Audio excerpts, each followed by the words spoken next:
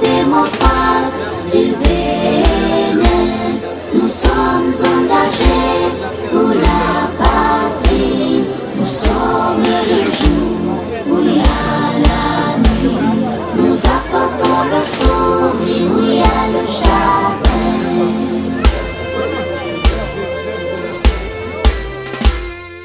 La séance d'aujourd'hui va être consacrée à la première étape du processus qu'est l'élaboration de la liste électorale. Comment est-ce que cette liste va être élaborée et qu'est-ce que nous, militants du Parti Les Démocrates, qu'est-ce que nous devons faire en ce moment pour ne pas rater cette étape? Parce que celui qui rate la première étape, c'est qu'il a forcément raté toutes les étapes suivantes. C'est pourquoi il est important que nous posions les bons actes en ce moment où cette liste est en cours d'établissement. Donc c'est de ça que nous allons parler.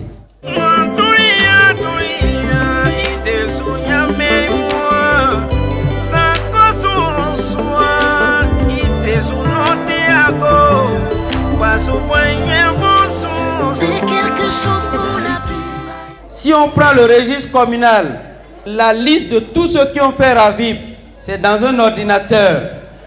Et on va mettre un logiciel avec des critères pour dire tous ceux qui remplissent ces critères-là de sortir leur nom. Et c'est ça qui va être la liste électorale. Premier critère inscrit dans le code électoral, ça c'est l'article 126. Il faut avoir 18 ans. Donc le logiciel qui va extraire la liste va dire tous ceux qui ont 18 ans, au moins 18 ans et plus. Ensuite, on dit qu'il faut avoir son domicile dans le village ou le quartier où tu es inscrit. Et si vous êtes un agent public, vous devez obligatoirement avoir votre résidence dans le village. Et il y a encore d'autres critères. C'est l'ANIP qui va extraire cette liste. Et l'ANIP, c'est un service qui est logé à la présidence. Donc c'est seul le président de la République qui a accès au directeur général et aux agents de l'ANIP. Donc pour le moment, on ne peut pas vous dire exactement quels sont les critères selon lesquels on va extraire cette liste. Et c'est pourquoi le parti a demandé d'auditer pour voir est-ce que dans le registre communal, on n'a pas mis les noms des morts, des absents, on n'en sait rien. On va vérifier. Et ensuite, dans l'audit, on va voir quel est le logiciel qui veut l'utiliser. Quels sont les critères selon lesquels ils veulent extraire les noms. On ne sait pas d'abord. Mais dans les communes où on est passé, au moment où le code fonctionnait, on fait des textes. Si ça marchait, on allait dire aux gens ici de venir, ils vont mettre le code et ils vont vérifier. Quand on a fait la vérification, qu'est-ce qu'on a constaté? On ne sait pas si c'est comme ça, ils vont faire pour tout le monde. Il y a des gens qui votaient quelque part, mais la résidence qu'ils ont déclarée au moment où ils faisaient RAVIP est ailleurs. Quand ils ont vérifié, c'est qu'on les a mis dans les centres de vote de leur résidence. Ça veut dire quoi? Si le docteur Choka, au moment où il fait RAVIP, il a déclaré que sa résidence est Cotonou, mais il a choisi de venir voter à Kobli. Il se peut aussi dans les critères d'extraction, on dit tous ceux qui ont leur résidence dans le village, tous ceux qui ont leur résidence à Kobli. Si c'est mis comme critère dans le logiciel, lui, son nom va se retrouver à Cotonou. Il y en a qui ont vérifié, qui ont vu, on les a classés dans la localité qu'ils ont déclaré résidence.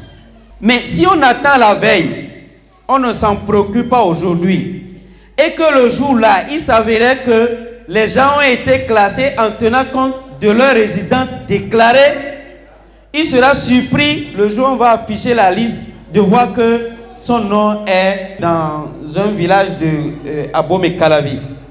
Et on dit c'est à 2 mois des élections qu'on va transmettre la liste. En ce moment, il ne peut plus changer.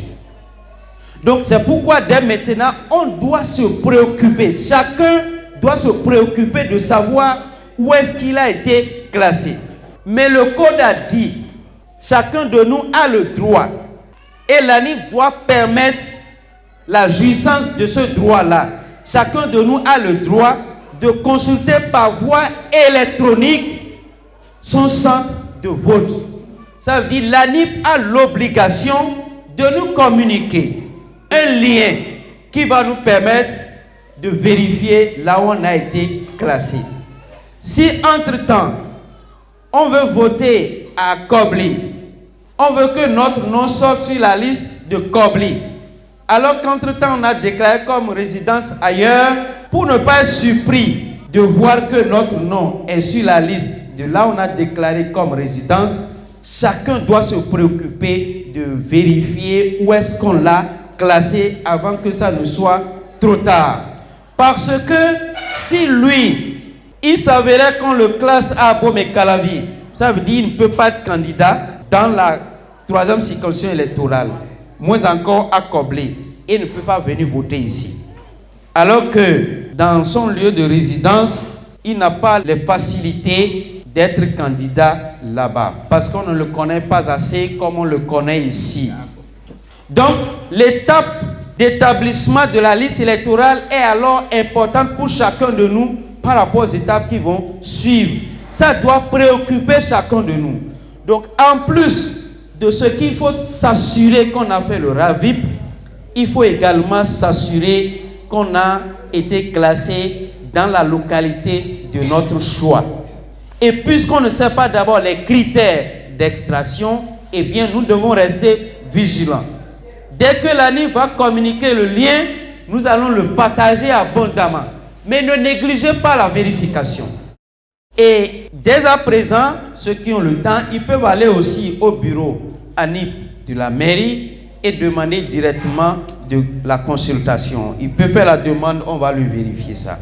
Mais l'ANIP a l'obligation de mettre à la disposition des citoyens un lien qui va leur permettre de vérifier le centre pour que ceux qui vont demander le transfert puissent le demander à temps. Si la résidence est l'un des critères d'extraction, eh bien, il suffit de demander un changement de résidence, et bien, d'office, on vous ramènera là où vous résidez. Ou si c'est un autre critère qui vous a amené ailleurs, vous allez demander le changement pour qu'on vous ramène au lieu de votre choix. Voilà le geste utile que chacun de nous doit faire avant que l'établissement de la liste électorale ne prenne fin. Parce que dès que ça va prendre fin, eh bien, il sera difficile pour nous de changer. Aujourd'hui, nous sommes à peu près à 6 mois. Nous avons encore 4 mois pour s'assurer qu'on a fait le RAVIP, pour s'assurer que notre nom va figurer sur la liste de la commune ou de l'arrondissement de notre choix. C'est très important.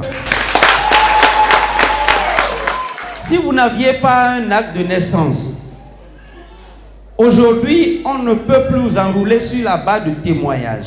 On vous dira d'aller au tribunal d'abord. Le tribunal va vous faire un jugement supplétif pour que vous puissiez faire le RAVIP. Qu'on demande à quelqu'un de quitter son village, d'aller à Natitengo, faire un jugement supplétif ou un acte de naissance et revenir à la mairie pour faire le RAVIP, ce n'est pas chose facile. Donc aujourd'hui, pour remplir les conditions d'être éligible et électeur, ce n'est pas chose facile.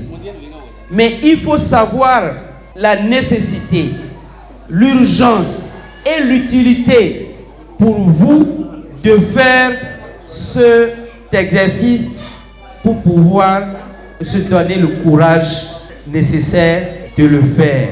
C'est pourquoi il me plaît donc qu'on comprenne c'est quoi l'élection. Parce que c'est quand on aurait compris l'enjeu, eh bien, qu'on se dira, même s'il faut aller à Cotonou pour faire le RAVIP, ça vaut la peine d'aller le faire. Baiki, baiki, inakanemua, boniembo swasakana, Je veux quelques volontaires, deux, un homme et une femme, qui vont venir nous dire c'est quoi une élection.